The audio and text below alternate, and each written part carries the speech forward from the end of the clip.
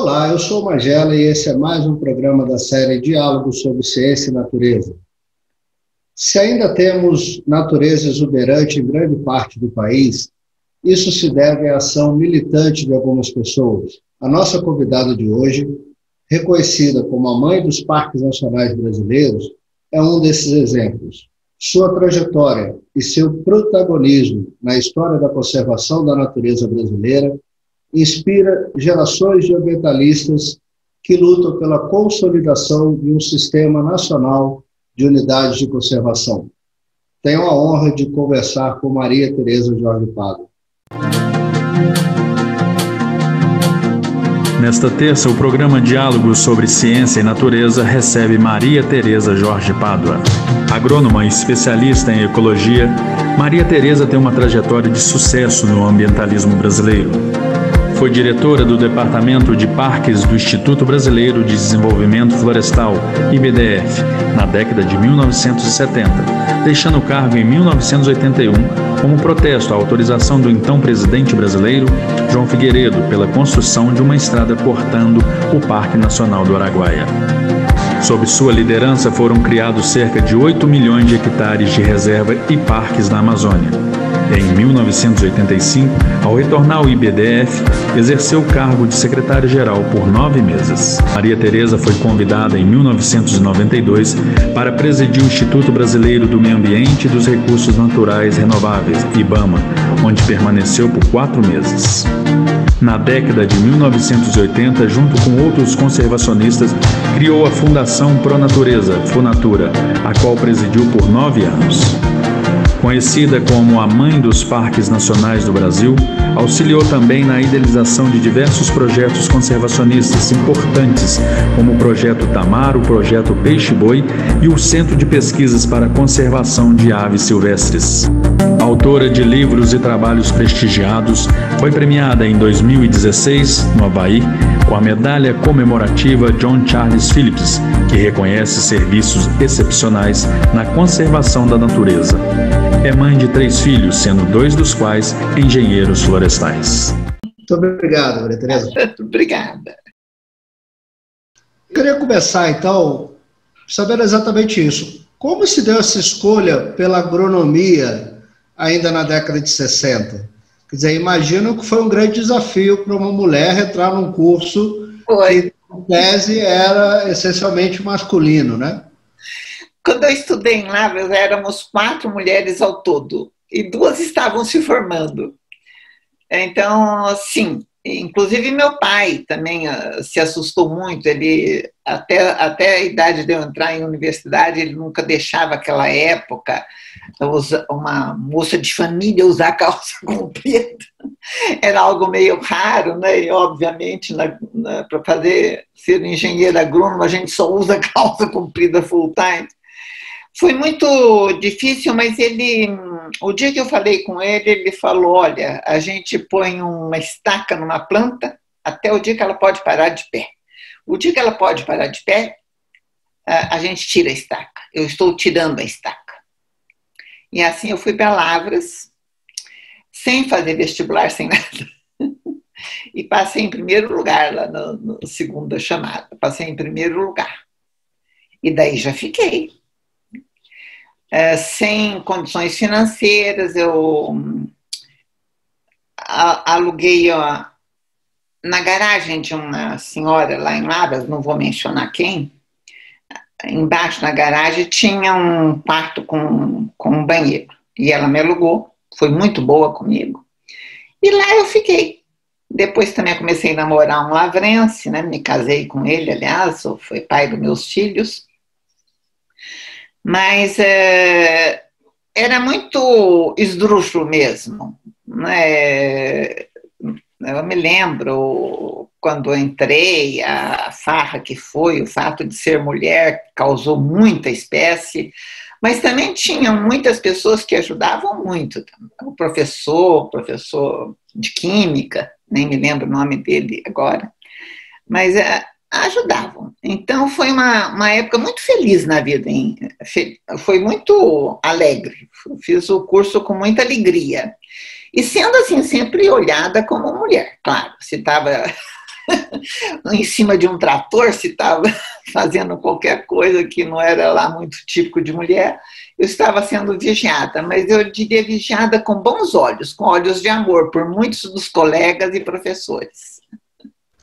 A senhora já disse que teve uma forte influência na infância pelo contato com a natureza, mas durante a faculdade, esse amor e o interesse especificamente pela conservação da natureza, ele se ampliou?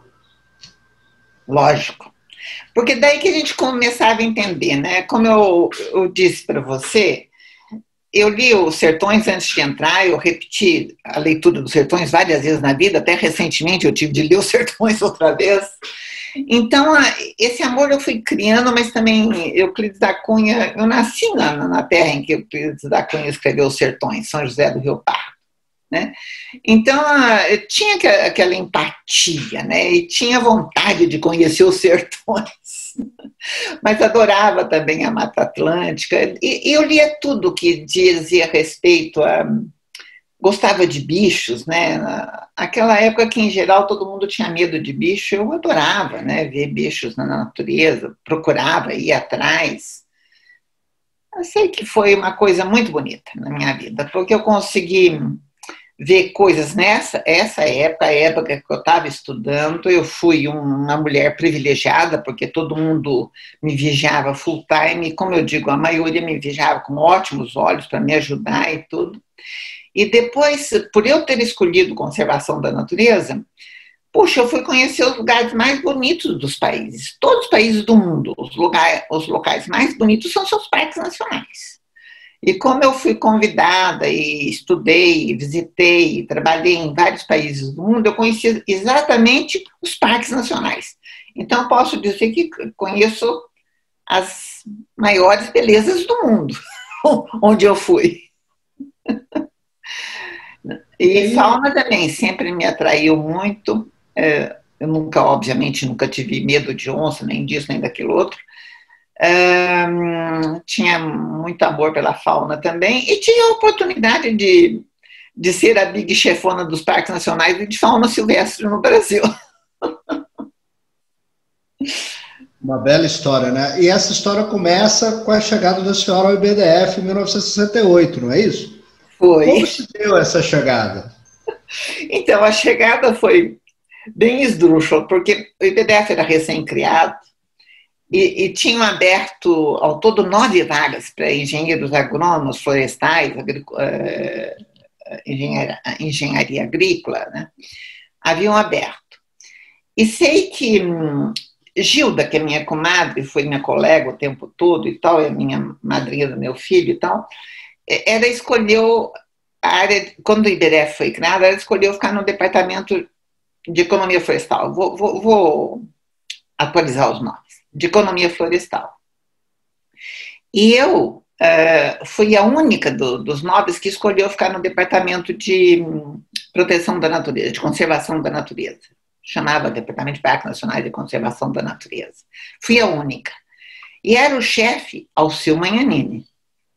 Essa sorte também eu tive na vida, né? E depois veio a trabalhar nesse mesmo departamento, eram só os únicos, então não vou estender muito, não. Tinha o professor Altamiro, que já era bem idoso, coitado. Mas também chegou para trabalhar conosco o Luiz Soledad Otero, que foi um grande entomólogo brasileiro, professor de universidade, morreu bem jovem, o Luiz Soledad Otero. Mas então, Alceu Magnanini e eu éramos as cabeças dos parques nacionais, você imagina? Imagina, 2 técnicos, né? O Magnanini, que já era um doutor mesmo no assunto, né? Era um grande especialista no assunto, e a menina aqui, né? Do lado dele. Mas ele me ensinou muito, teve muita paciência comigo.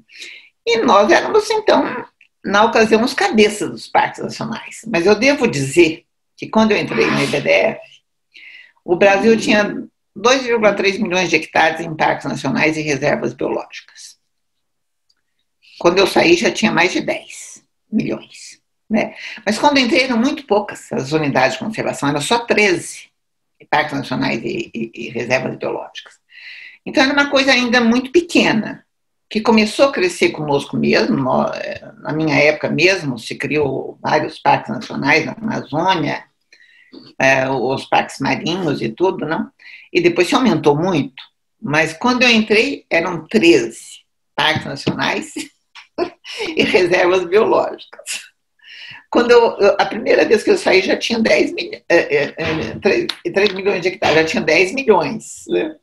Então, agora já tem 73 parques nacionais no Brasil. Foi uma coisa que nós conseguimos, ao seu eu, acho que o nosso amor pela área era tão grande, que a gente conseguiu respeito. Né? Uma época difícil de alguém. Eles achavam assim, são os poetas, né? Muita gente desprezava muito a nossa especialidade, né? Mas fomos progredindo, aumentando a equipe, aumentando as áreas, até chegar a fazer o plano de sistema de unidade de conservação do Brasil. A Lei 9985 de 2000, eu tive envolvida nela a minha vida toda. Né? E criamos muitas unidades de conservação. Aí já não era mais o Alceu, bom, o Alceu me ajudou em tudo sempre, mas daí já tinha uma equipe boa. Né? Eu consegui formar uma equipe em um determinado momento, me deram condições de formar uma equipe, eu cheguei a ter 81 técnicos trabalhando no sistema de parques nacionais do Brasil, onde se tinha 2 ou 3 e mais um ou outro engenheiro agrônomo lá dirigindo um parque nacional. De repente já tínhamos na série 83 e escolhi grandes nomes. Paulo Zuquinhantas, que são hoje assim cientistas famosos. Muitos deles começaram comigo. O Paulo Zuquinhantas não vai recusar de falar isso. Legal. E a senhora estava falando desse avanço ali durante a década de 70, principalmente. Isso se confunde também com o grande avanço que nós tivemos na percepção de conservação da natureza. Uma explosão do movimento ambientalista também durante a década de 70, 80. Claro. A senhora vê convergência nisso? Quer dizer, os parques nacionais também começaram a ser melhor vistos por conta dessa visão diferenciada da sociedade sobre natureza? A senhora percebe essa mudança de percepção? Percebo, mas eu quero te dizer uma coisa, essa mudança de percepção, ela teve uma evolução de acordo com a política nacional também, né? Mas, por exemplo, uma pessoa que me ajudou muito no começo com parques nacionais foi o almirante José Luiz Belar. Um almirante que era tetraplégico e adorava a conservação da natureza e parques nacionais. E ele me deu um primeiro livro que eu li, eu nem me lembro o nome do livro, mas eu tenho ele aqui em casa. Ele me motivou muito para essa área. E ele era grande amigo do almirante Ibsen de Gusmão Câmara, que foi um dos maiores mentores que eu tive na vida, um dos maiores amigos que eu tive. Eu nem posso falar amigo, o Ibsen para mim era um irmão. Né? Paulo Nogueira Neto também era um irmão. Então foram essas pessoas que mesmo no regime militar, ou na passagem do regime militar para a democracia, mas mesmo no regime militar, interferiram muito na conservação da natureza no Brasil, pro lado do bem. A gente não pode... Eu não sei se você já tinha ouvido falar do almirante José Luiz Belar, mas todos da minha idade e tal, a gente era obrigado na casa dele, ele nos forçava e fazia reuniões e tudo, e mandava na gente, né? Não tinha nenhum cargo. Mas ele vinha junto com o Ibsen de Gusmão Câmara, que todos nós amávamos e respeitávamos, né? Porque um homem como ele é muito raro de existir, né? Com a personalidade dele, com a honestidade, com a sapiência dele em conservação da natureza, sabia tudo, né? Mas essas felicidades que nós tivemos, de ter esses companheiros que nos ajudaram muito.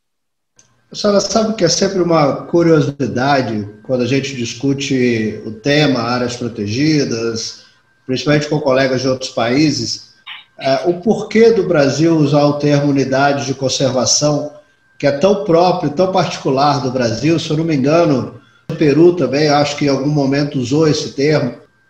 Em que momento o Brasil começou a usar esse termo? A senhora tem essa ideia? Em que momento a gente se apropriou desse termo tão diferente do restante do mundo? Sabe por quê, Magela, que a gente tinha de inventar um termo, ou tinha de absorver um termo?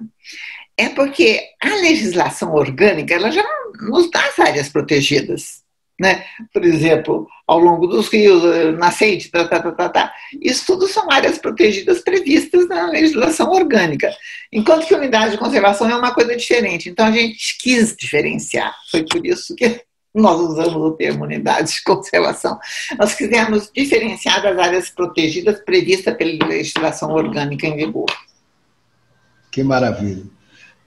Eu queria resgatar com a senhora também o papel da Fundação Brasileira para a Conservação da Natureza, que muitos consideram a primeira organização não governamental brasileira.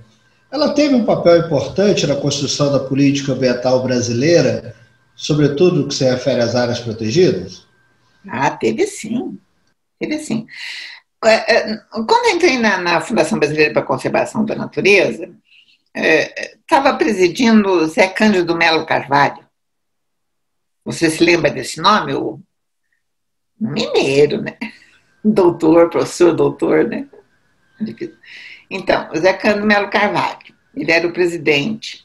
Depois teve outras pessoas, assim, igualmente do naipe dele, do gabarito dele, e até chegar o Ibsen de Gusmão Câmara, né?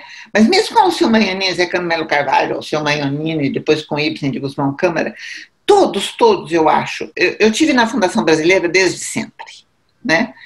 Não era quase nada quando eu entrei na Fundação Brasileira, tinha pouca gente, poucas pessoas, mas eu tive desde sempre na Fundação Brasileira. E sim, desde o começo se lutava muito, porque o que nós não podíamos fazer no regime militar, o que a gente não podia colocar branco no negro, por motivos políticos ou por cuidados políticos, a gente fazia tudo através da Fundação Brasileira para a Conservação da Natureza. Nós compramos brigas homéricas e ganhamos. E éramos 4 ou 5 gatos pingados. O Luiz Otero entrou e tal.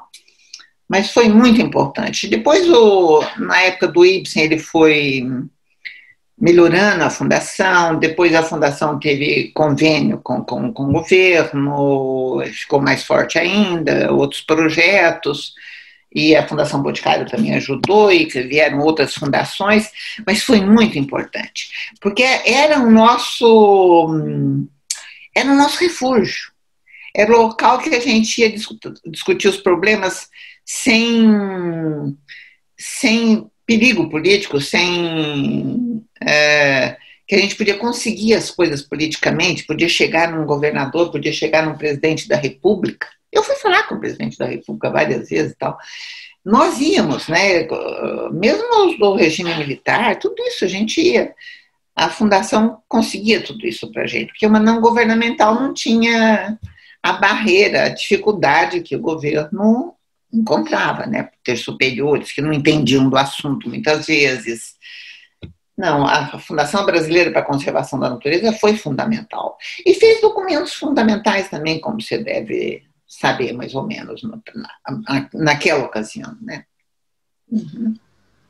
Bom, na década de 70, a senhora... Desculpa, eu queria falar, o Adelmar Coimbra Filho também estava lá dentro, né? Que também foi um grande conservacionista. Bacana. Na década de 70, a senhora participou de um curso importante de administração de parques nacionais e reservas na Universidade de Michigan, né? Foi. E nesse intercâmbio, nesse momento, a senhora conheceu importantes áreas protegidas dos Estados Unidos, Canadá, e algumas parcerias importantes surgiram aí, né? Se eu não me engano, uma delas foi com o biólogo Gary Wittenberg, né? Gary Wetterberg. É meu compadre. Eu sou madrinha de uma filha dele, Tereza Cristina. Que bacana. E dessa parceria resultou importantes avanços para a conservação da Amazônia, não foi isso? Então, exatamente. O Gary era, né, um engenheiro florestal com doutorado, né, especializado em conservação da natureza. E veio para o Brasil para fazer esse projeto conosco, né, através da FAO. né? E foi um projeto maravilhoso. E ele nos ajudou, nos ensinou, lutou conosco. Ficou um de nós, né? Como eu te falo, eu sou comadre, fui comadre dele, ele já morreu. A filha dele é minha afilhada, Tereza Cristina, mas ficou assim, um de nós. E ele tinha muita paciência, muito meticuloso, muito metódico. Vamos dizer, o Gary não era um gênio em termos do assunto de inteligência extraordinária, ele era muito bom, mas ele tinha muito, o que ele tinha de muito bom mesmo era ser metódico e saber o norte que ele ia, né? Não desviava daquilo. E conseguiu nos conquistar, conseguiu nos conquistar e trabalhamos muito juntos. E aí nós tivemos um plano concreto de preservação para a Amazônia, não? O sistema. Quer dizer, o Gary vinha sempre falando do sistema, e foi o Gary que plotou em mapas as áreas detectadas por diversos cientistas, né? Kate Brown, Lazolini com répteis, todo África com aves e tal. Ele plotou o que eles diziam que eram centros de endemismo na Amazônia, não? O Gary plotou em mapas transparentes. Isso hoje em dia é tão banal a gente falar isso, mas naquela ocasião foi impressionante, porque a gente não sabia onde chegar na Amazônia. Você imagina se ter a Amazônia toda, a gente tinha só um parque nacional na Amazônia em 79. Só um parque nacional. E a gente sabia que precisava fazer muita coisa na Amazônia. Mas onde? Como? Então foi o Gary que levantou os refúgios do Pleistoceno, plotou em mapas, obviamente, muitos foram coincidentes, e aqueles que eram coincidentes, ou que tinham uma outra, era um refúgio do Pleistoceno, e tinha uma outra indicação do projeto Radan, seja lá o que for, para a unidade de conservação, a gente considerava prioritário. E é assim que a gente escolheu e criou as principais unidades de conservação da Amazônia naquela época, como Pico da Neblina, Tomocumaque, Jaú, quer dizer, foram os grandes parques que nós criamos na Amazônia brasileira, através desse critério, que foi o Gary que nos despertou. Eu não acho que seria uma coisa que nunca descobriria, não é isso, mas foi ele que nos despertou para essa confluência. E daí nós fizemos também, depois com outros cursos, outras pessoas, outros especialistas, nós escrevemos até o Plano do Sistema de Unidade de Conservação do Brasil, propondo todas as categorias, as que eram de uso direto, as que eram de uso indireto, e hoje se transformou posteriormente, no ano 2000, como eu já disse, na Lei 9985. Nós vamos aprofundar nesse tema tão importante que está completando 20 anos esse ano, né? Então. Mas antes agora queria chegar em 73, quando da criação da SEMA. E aí a gente passa a ter 2 órgãos ambientais cuidando de unidade de conservação, por dizer assim, no Brasil. Ficou mais confuso a gestão das unidades de conservação naquele momento, ou isso representou mais avanços? O que a senhora acha? Ficou muito mais fácil. E eu vou te explicar por quê. O Paulo e eu éramos como amigos, como irmãos, né? Quando eu lecionei no Rio de Janeiro, meus alunos iam lá para a fazenda dele, eu ia lá para a fazenda dele, no Nogueirapes, a hora que me dava na telha, eu levava especialistas para lá. Eu explorava o Paulo como quem explora um irmão querido, né? E foi um irmão querido. E o Paulo, ele pagava para não brigar. Ele pagava. Então, ele sabia que a gente estava escolhendo os parques nacionais na Amazônia e outros, em outros na Caatinga e os da costa e tal, né? Ele sabia tudo isso. Então, o que ele fez? Ele resolveu fazer estações ecológicas somente em terras devolutas. Então, ele voava na Amazônia, voava no Brasil. Quando algum governador falava para ele que que tinha uma terra devoluta, ele já criava uma estação ecológica. Então, nós fizemos sistemas bem paralelos. Bom, eu consegui fazer mais que ele, né? Então, eu vou me gabar. Eu fiz 10 milhões de hectares. O Paulo chegou a 3 milhões, né, Márcio? Mas ele fez várias estações ecológicas, centenas de estações ecológicas, que os governadores faziam também, os prefeitos também. Mas os sistemas ficaram assim. Ele pregava, nós escolhíamos ir no campo, escolher a unidade de conservação nessas áreas de grande interesse, que eram os refúgios do Pleistoceno detectados pela gente com esse sistema que o Gary fez, né? De dar prioridade para mais de uma indicação, né? E o Paulo não. O Paulo não escolhia cientificamente. Ele pegava o que davam. E ele nunca escondeu isso. Nunca escondeu. E nós éramos, assim, profundamente amigos. Eu levava minha turma de estudante para ele mandava a turma de estudante para mim. Nós somos, como eu digo, irmãos, né? E o Paulo não era de comprar briga, mas era de jeito nenhum. Ele queria sempre. Então, eu não tive nenhum problema na vida com o Paulo. Pelo contrário, ele só me ajudou na vida. Que maravilha. A senhora conviveu com grandes nomes da conservação no Brasil, né? Alguns a senhora já citou, mas eu gostaria que a senhora falasse um pouco mais. Eu vou citar alguns nomes, se a senhora puder brevemente recordar algumas coisas. Alceu Magnanini. O Alceu foi a primeira pessoa com quem eu fui trabalhar em conservação da natureza.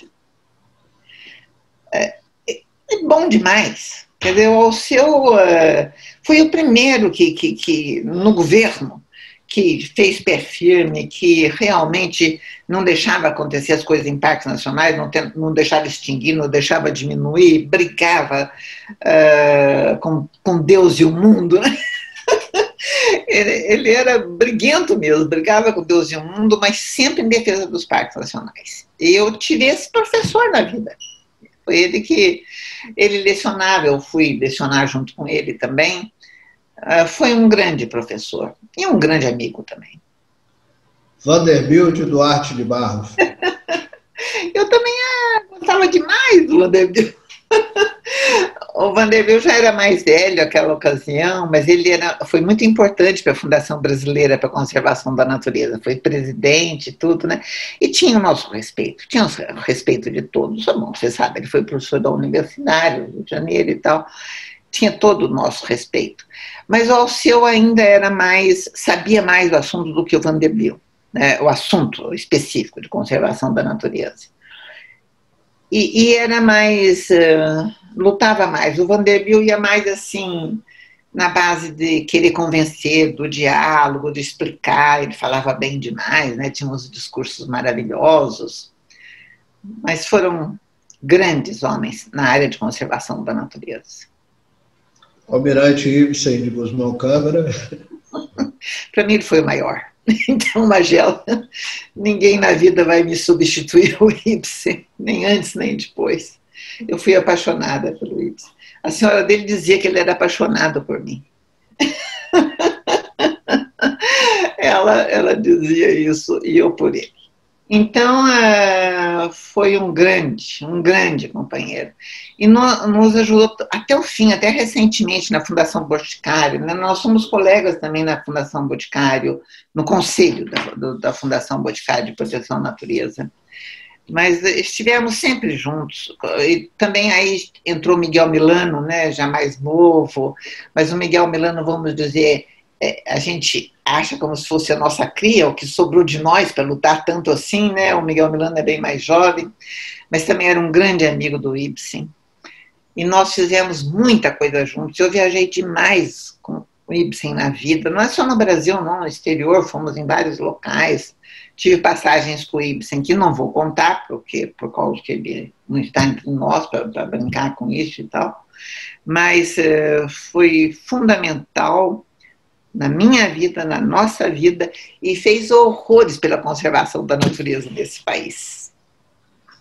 Adelmar Coimbra Filho. Adelmar era burrinhento. Eu fiz o mestrado com o Adelmar, você não sabe tanto que eu sofri, porque a gente ia para o fundão, umas aulas que a gente fazia lá, nem me lembro do que, acho que de ecologia, com Viana. A gente ia no carrinho dele, tinha um Fusquinha, mas todo ano ele trocava o raio do Fusca. A senhora dele também era uma grande amiga, Jaqueline. Eu ia muito comer na casa dele e tal, mas o Adelmar, assim, o que você pode saber de uma pessoa, como é que se diz? Sentada aqui, tudo muito limpo, o carro dele, eu ia abrir o vidro, não pode, mulher, tem creme nas mãos, vai deixar a marca no vidro do meu carro. Era todo assim, cheio de coisa, cheio de mania, né, o Adelmar. Mas a gente morria de rir, adorava o Adelmar.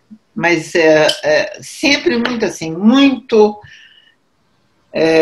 sem sair daquele caminho que ele fazia, né, para a conservação da natureza. E fez horrores, principalmente em relação aos primatas, a pesquisas de primatas, que era o que ele mais gostava, e pesquisou e criou mico-leão lá e tudo mais, não.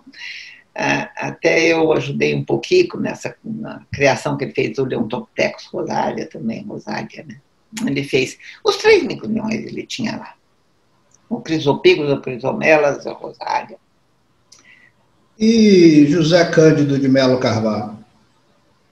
O Zé Cândido, para mim, era o grande mestre, né? Então, o Zé Cândido, assim, era... Nossa, só o tamanho dele já assustava a gente, né? Bom demais também. Ajudou em tudo também, na Fundação Brasileira também. Todos nós estivemos envolvidos na Fundação Brasileira para a Conservação da Natureza. Todos esses que eu mencionei, todos estivemos envolvidos. E lutávamos muito na Fundação Brasileira para a Conservação da Natureza, né? Fazíamos cursos, tudo.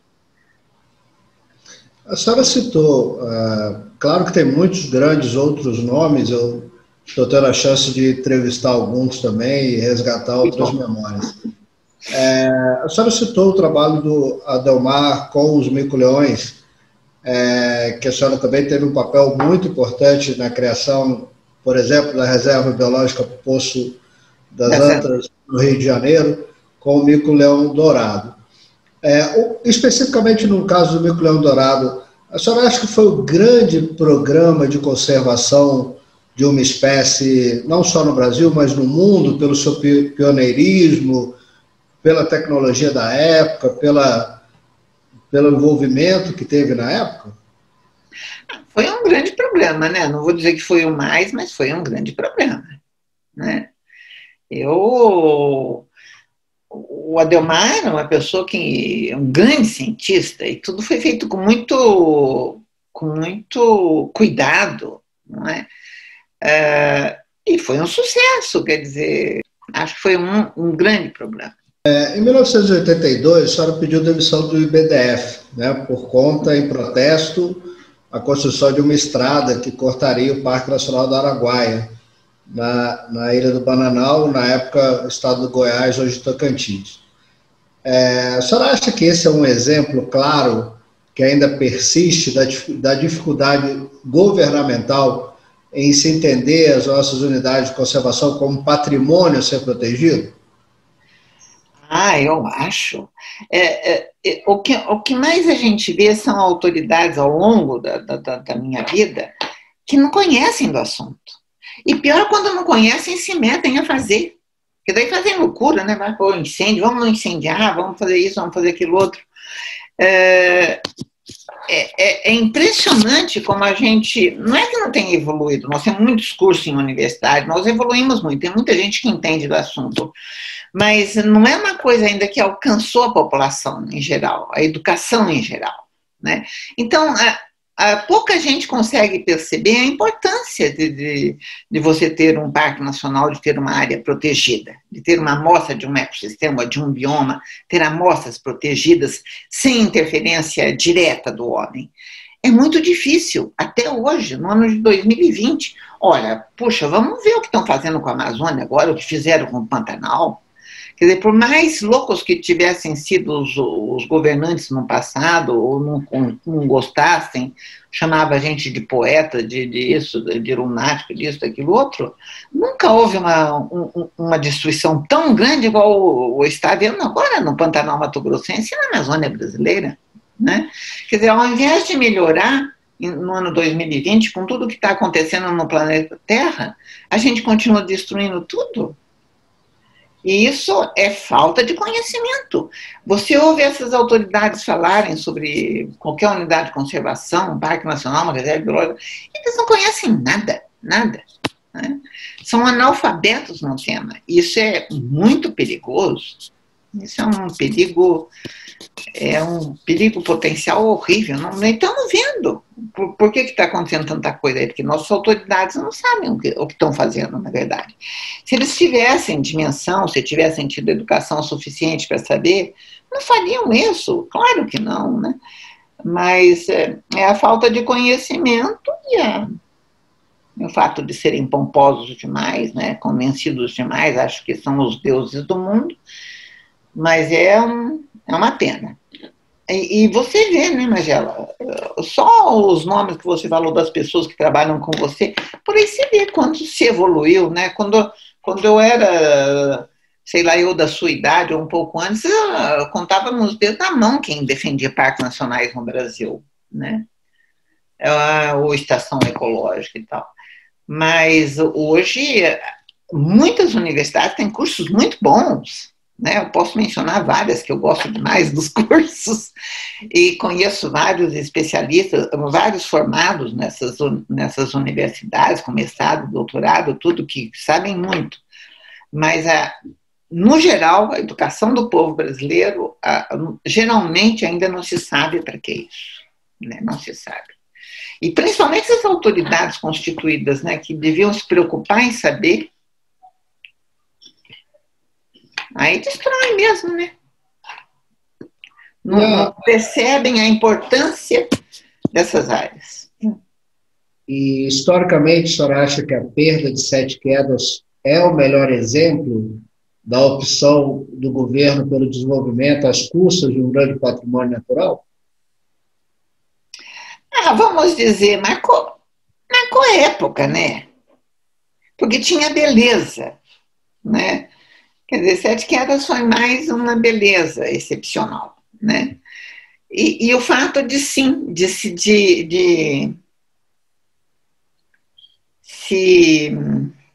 penetrar. Como é que fala isso quando um homem pega uma mulher? Como é que fala? Sexualmente, como é que é? Quando se pega uma coisa. É um termo que eu queria usar. E não me lembrei. Usurpar, alguma coisa assim? Como? Usurpar alguma coisa? Penetrar? Mais do que isso, quando você pega uma mulher para estrupar. Estuprar. Foi uma estrupação de um parque nacional, não é? Mas outros que tiveram ameaça teriam sido piores. Quer dizer, na história toda do Brasil, vamos dizer, na história de unidade de conservação, eu não valorizaria, como um exemplo, sim, mas não como uma coisa assim extremamente importante, com espécies ameaçadas de extinção, quer dizer, poderia ter sido em outro, algo mais grave, né? Ameaçaram tanto, ameaçavam destruir quase tudo, né?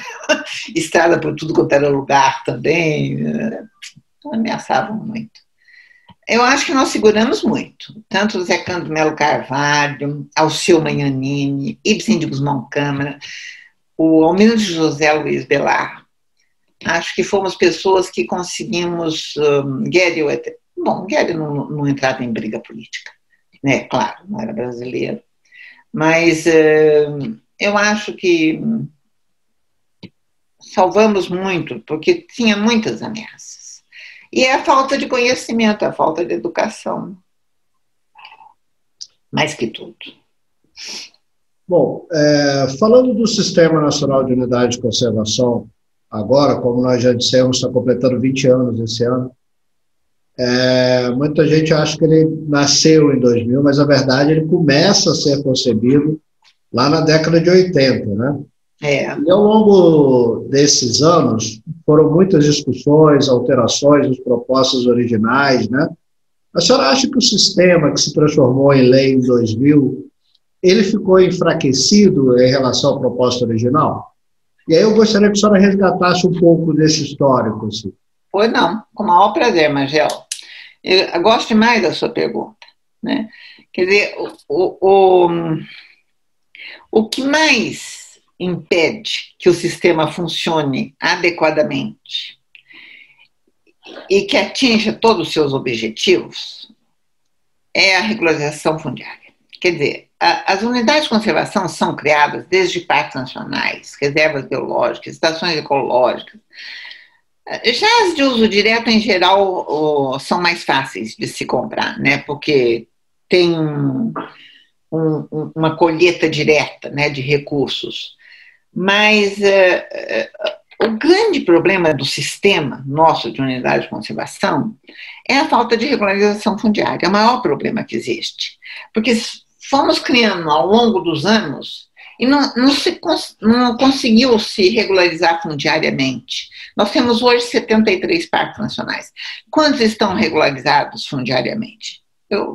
Eu não vou falar quantos que eu acredito, mas são poucos. Ainda tem, mesmo aqueles que estão em mãos do governo, ainda tem certos embrólios administrativos, oficiais que têm de passar, né? Então, para mim, sempre o sistema foi fraco no Brasil, sempre foi fraco, porque, em geral, a maioria das terras não pertence ao poder público. Então, esse é nosso calcanhar de Aquiles. Esse é nosso calcanhar de Aquiles, né? Agora, falar, bom, tem 10, 11 categorias de manejo na atual lei. Bom, tem umas que são iguais a outras. Reserva ecológica, estação ecológica, reserva biológica, é tudo igual. Pode ser botar o nome de uma categoria só, né? E assim por diante, para que Estrada Parque não pegou, o Brasil não tem Estrada Parque, para que reserva de fauna, se o Brasil não tem caça, né, não pegou a caça, né? Então, tudo isso poderia modificar. Por exemplo, principalmente isso, essa duplicidade, né? Para que reserva ecológica, reserva biológica, estação ecológica, para quê? Né? Uma denominação só seria suficiente, o povo poderia absorver melhor, os objetivos de manejo são exatamente os mesmos, mas isso são firulas perante o problema sério. Primeiro tem de regularizar. Cercar, regularizar, eu estou vendo queimarem o Parque Nacional de Brasília aqui, onde que eu estou, né? Que é quase toda terra governamental aqui, raramente a gente via isso, mas tem uma ou outra penetração, pronto. O maior problema ainda do sistema é regularizar fundiariamente, que nenhum governo que nós tivemos levou isso a cabo, a sério, né, como plano de governo. Nós precisamos lutar bem por isso, né? Vamos acertar esse sistema, né?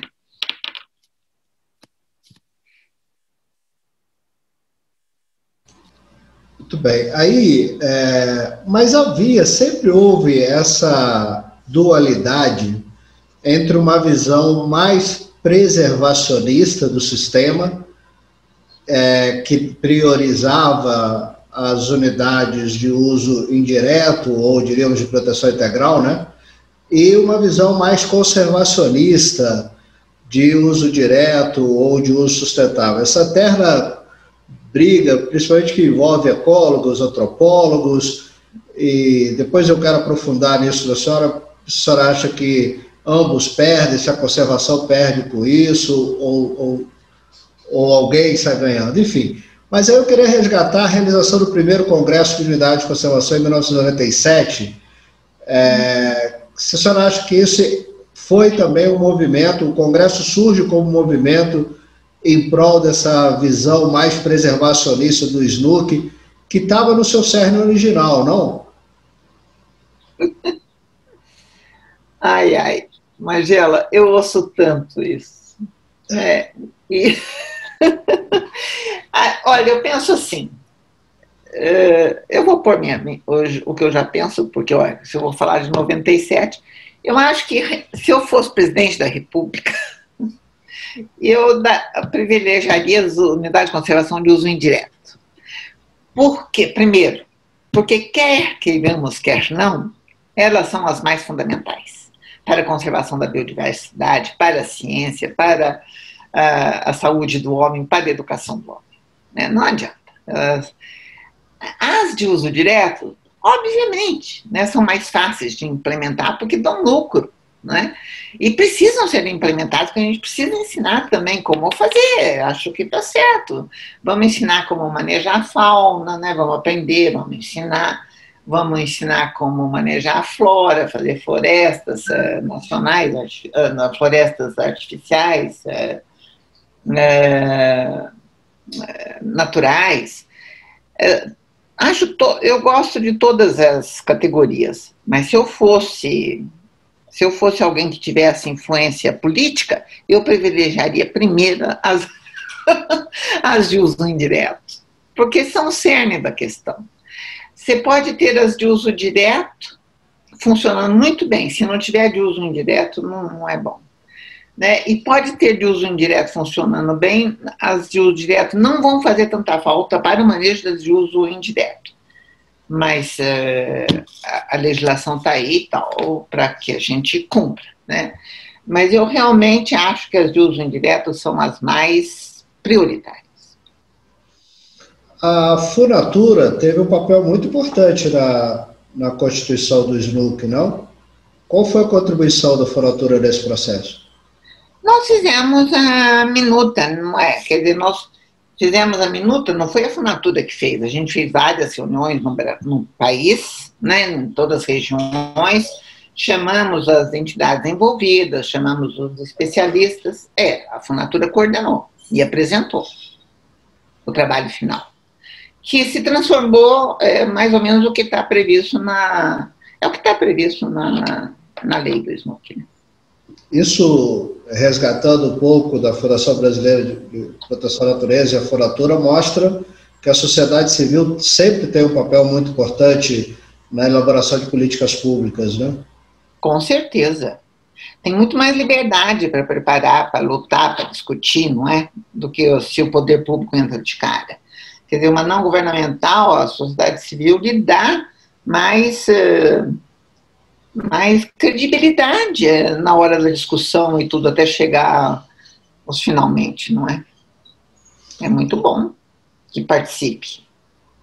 Bom, e também, por melhor que seja constituído um governo, obviamente não vai ter todas as especialidades, em qualquer área isso. Né? O governo vai precisar de sempre ouvir as cabeças em qualquer área da atuação humana. Uma questão que a senhora já colocou e que é muito presente na discussão hoje é o envolvimento da sociedade na aceitação ou no sentimento de que as unidades são importantes, que os parques nacionais são importantes para a sociedade, né? O que eu costumo chamar de popularização das unidades de conservação, que talvez seja tão importante para que os governos entendam essas unidades como um patrimônio. A senhora não acha que esse monte de categorias dificultam esse entendimento e essa popularização? Categorias, como a senhora mesmo já mencionou também, muito próximas, muitas vezes não regulamentadas, de conceitos confusos. Não fica difícil para a sociedade entender, muitas vezes, categorias de nomes similares, mas geridas de forma tão diferentes? Não fica difícil para a sociedade entender com um sistema tão complexo?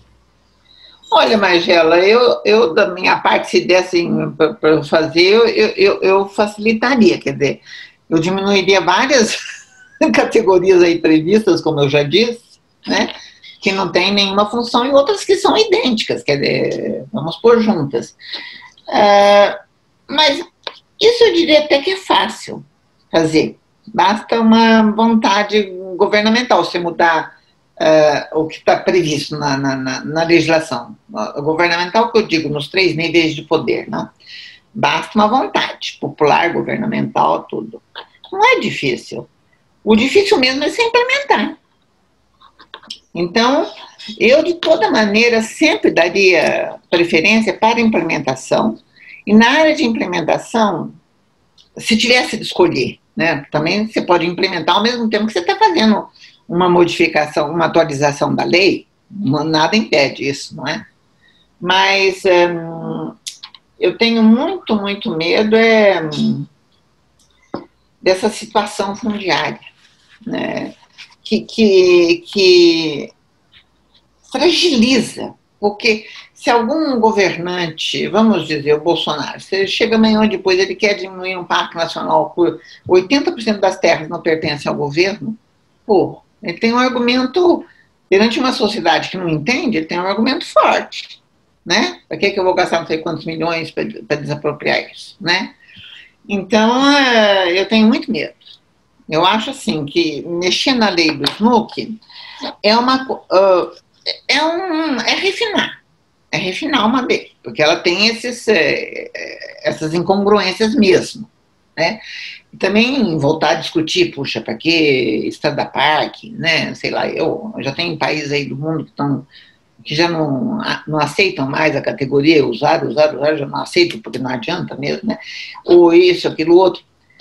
Mas esse eu acho, atualizar essa lei eu acho bem fácil.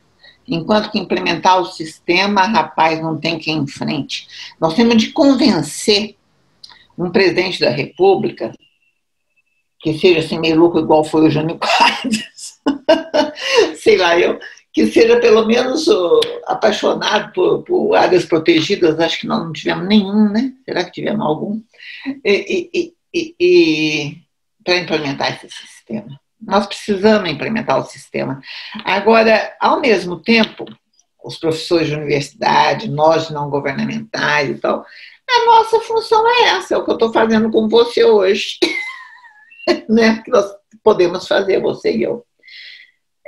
Tentar convencer da importância e tal. Mas quando a população estiver muito mais bem preparada, em termos de educação pública e tudo, vai ser mais fácil. Mas que a gente tem de implementar esse sistema, vem sendo uma outra área, foi implementada. Eu mesma tive a oportunidade de comprar terras, eu comprei milhões de hectares, na verdade, né, com dinheiro que eu tive uma vez e tal, de reposição florestal, fundo de reposição florestal. Eu usei, acho que eu era secretária-geral do IBDF, eu não me lembro bem, mas sei que eu usei essa época. Tem algum livro, algum artigo que menciona isso, está registrado. Mas eu comprei, né, com fundo de reposição florestal. Então, tem fundos, tem coisas assim que o governo pode ir atrás para regularizar fundiariamente. Então, minha luta sempre é para implementar o sistema. E aí, essa é uma outra discussão antiga, né? Tem gente que acha que a gente deve parar de criar unidade de conservação para investir nessa implementação. Tem gente que acha que não, vamos continuar criando enquanto é possível fazer. O que a senhora acha? Precisamos investir nas duas coisas ou não? Olha, eu vi essa discussão e vi crescer o número de unidades de conservação, Rogério.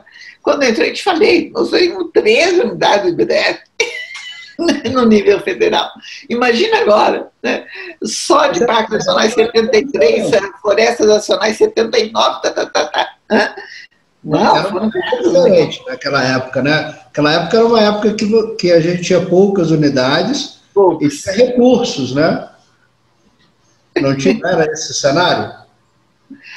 Não tinha recursos também não para regularização fundiária. Não, mas para gestão tinha, não? Tinha.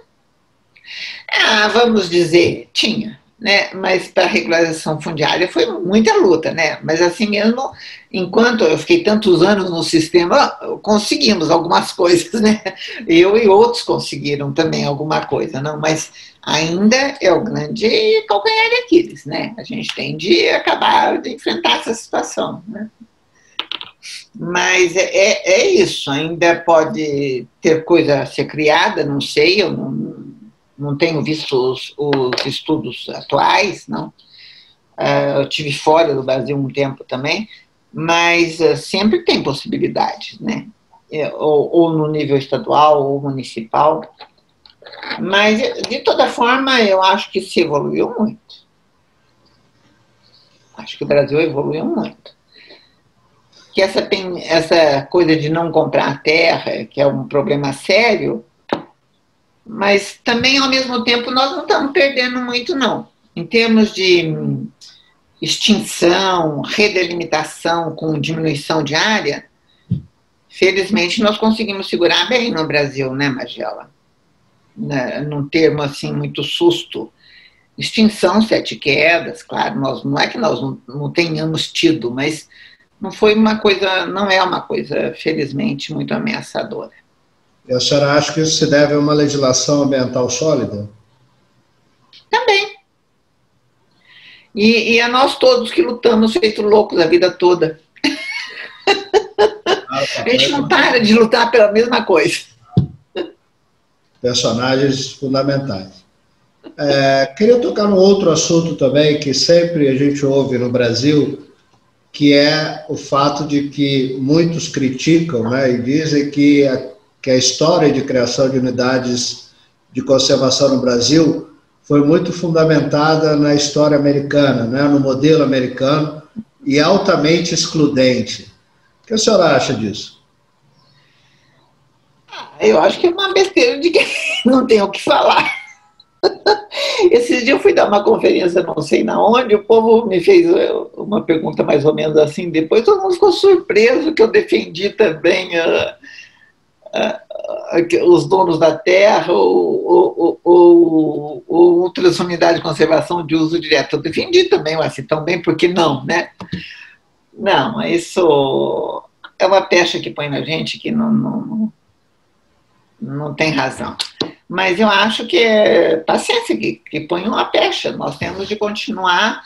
A gente que teve a oportunidade de estudar, de se formar, de conhecer o sistema, de interferir no sistema, lutar para que ele venha a ser implementado e seja um sistema modelo para o mundo.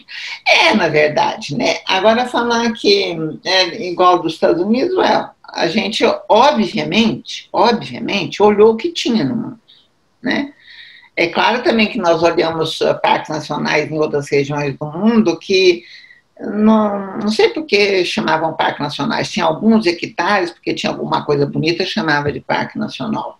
Mas o sistema dos Estados Unidos foi um modelo bom, né? Foi um modelo bom, como era até certo ponto Costa Rica para nós, até uma década tal. Costa Rica também foi um exemplo.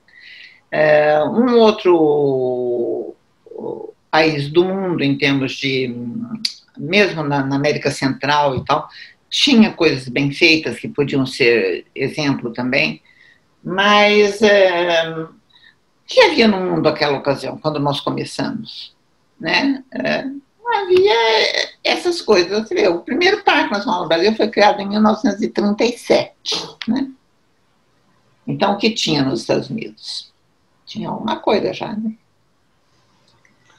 E nessa linha tênue entre conservação e respeito aos direitos seculares das populações tradicionais do seu território, como reconhecer o que é realmente esse direito de uso e o que é invasão e aproveitamento de um discurso antropológico muitas vezes exagerado?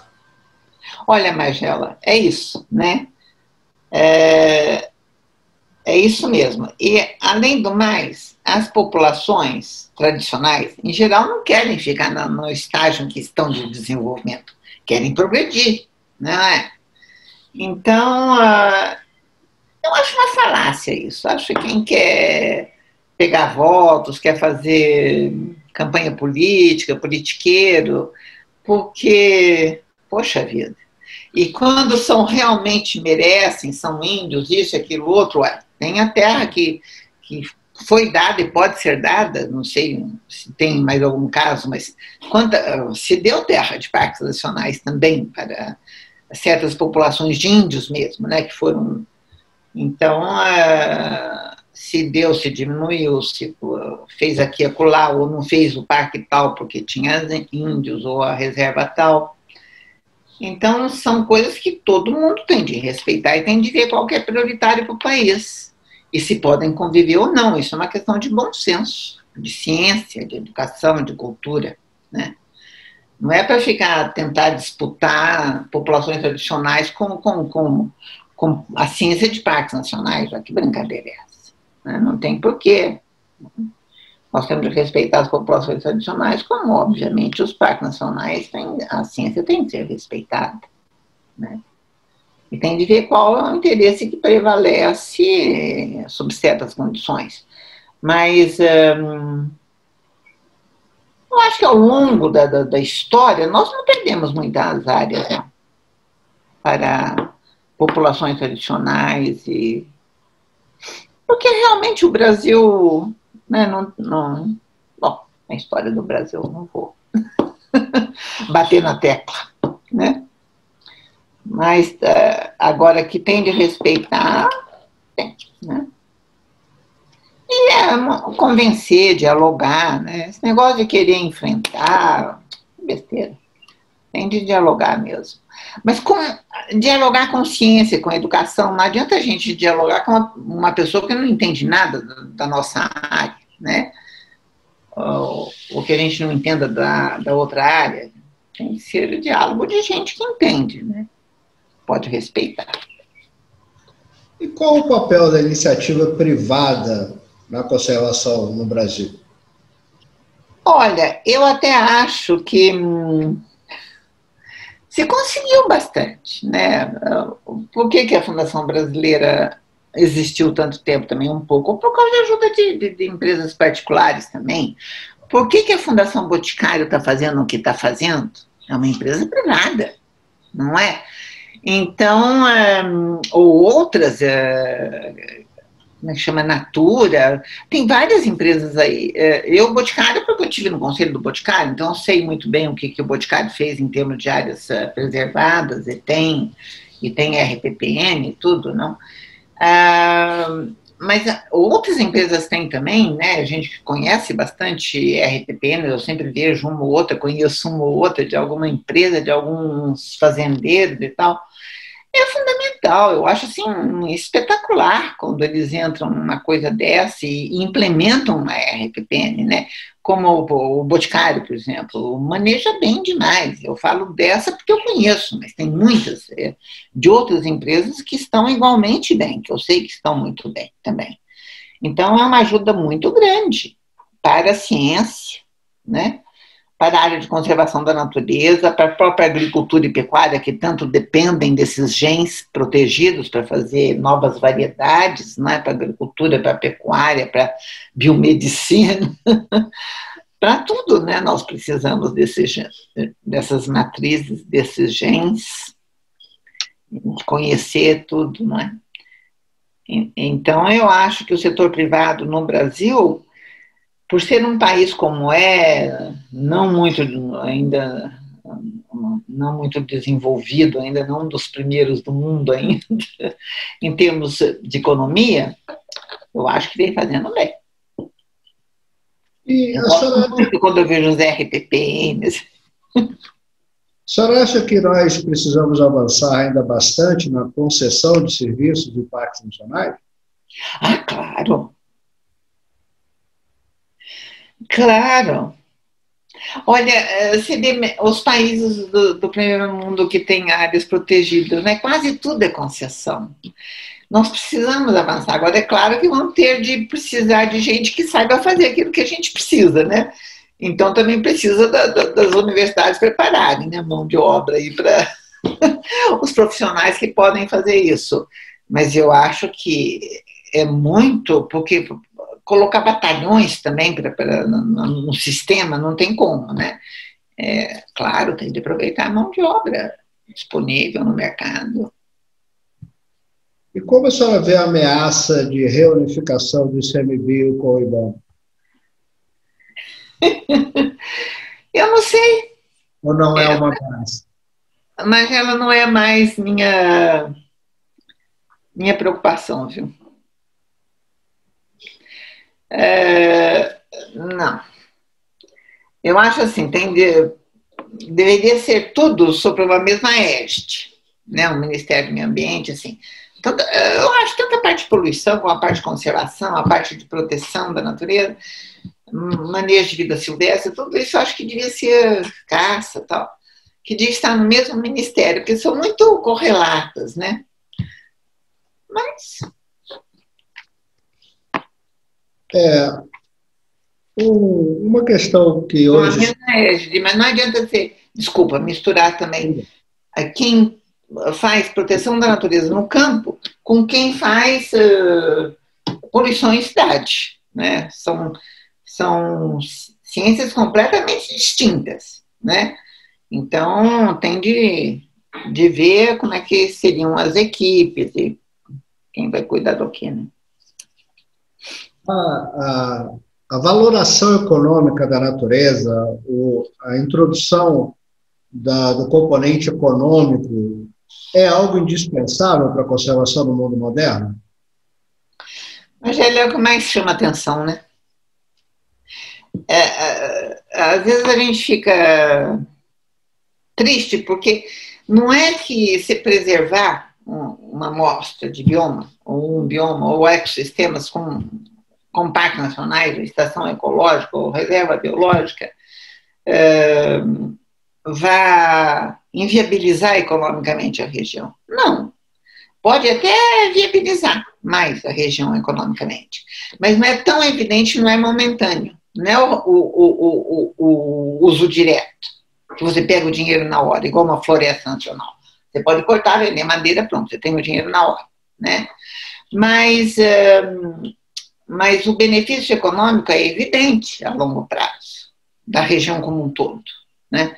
Nós estamos aqui em Brasília hoje, esse negócio de não chover e tal, etc., eu já estou vendo lá a barragem Santa Maria, dentro do Parque Nacional de Brasília, diminuir, aquilo já está me preocupando e tudo. Quer dizer, duvido que todo brasiliense saiba que a água que nós bebemos vem lá de um parque nacional, de uma área reservada e de mananciais de um parque nacional. Duvido, né, que todos saibam.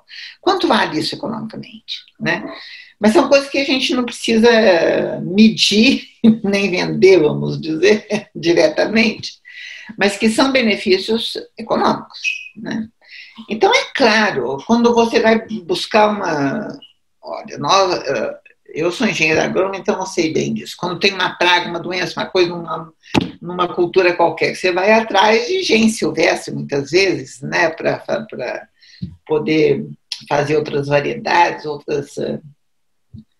outras espécies, outras plantas. Então, tudo isso a gente vai ter como se não tiver um sistema de unidade de conservação bem implementado. E fora ao prazer, a visitação, o prazer, o gáudio de estar na natureza, de ver animais silvestres, né? De usufruir, de saber como era, como é. Qual a sua melhor memória desses anos todos de conservação no Brasil, do seu trabalho de conservação no Brasil? Minha maior emoção foi a primeira vez que um presidente da República foi ao IBDF. Foi o Figueiredo foi ao IBDF assinar a criação de parques nacionais e assinar trombetas. Você está aí atrás de trombetas? Então, foi essa oportunidade que o Figueiredo foi lá para criar essas... E assinou a criação da Reserva Biológica de Trombetas, que já era uma reserva de fato, a gente já trabalhava lá e tudo, né? Mas daí a parte legal foi quando ele assinou Trombetas. Foi uma felicidade enorme. Que maravilha. E você conta isso no seu livro, né? Recém-publicado, Conservando a Natureza do Brasil, onde boa parte do que nós conversamos está bem registrado, né? Para que as pessoas possam conhecer bem a sua história tão brilhante, né? Que está... Não, mas não é isso. É assim, eu também, sabe, por uma moça de família pobre que chega lá e tal... E eu consegui criar mais de 10 milhões de hectares de unidade de conservação no Brasil quando eu era diretora, né? Quer dizer, é um feito realmente grande. Agora, por quê? Porque eu tinha me ajudando todos esses que você mencionou, né? Principalmente o almirante, na época, o almirante Ibsen de Guzmão Câmara estava num cargo importante, né, também. O Belar e tal, antes era o Belar, né? O Figueiredo era o Belar que me arrumava tudo, o almirante José Luiz Belar. Então, essa gente que me ajudou também, né, porque eu estava lá no local, então eles me ajudavam, e felizmente nós conseguimos, né? Conseguimos sensibilizar alguns presidentes, algumas autoridades. Os projetos de fauna também começamos, né, um ou outro no Brasil. E, Maria Tereza, com a autoridade de quem passou por todas as etapas institucionais dos órgãos governamentais brasileiros, né, BDF, IBAMA, como a senhora vê o momento atual e as perspectivas futuras para a conservação da natureza no Brasil? Olha, Magélia, eu estou muito triste com o que eu ando vendo. Porque é um parque que diminui, o estado vai passar, não sei o quê. É tanta coisa ruim que está acontecendo nas áreas protegidas, de acordo com a imprensa, do que eu leio na imprensa, né? Então, eu vejo, eu acho muito triste. E outra coisa, eu não sei quem está levando, eu não sei quem são os cabeças hoje, mas eu acho que eles precisam, que alguém precisa